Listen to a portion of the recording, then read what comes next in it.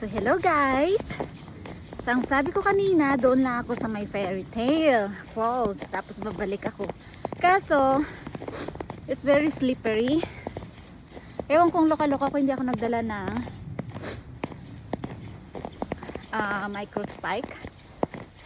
So nagdiretso na ako dito all the way down to back to Multnomah Falls. I parked my car at Wakina Falls Trail.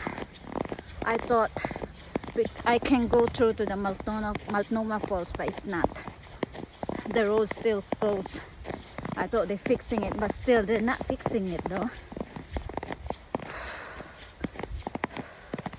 So I'm doing the loop from Wakina to Multnomah Falls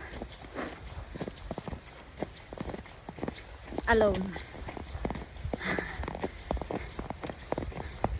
It's really nice, so white because of the snow.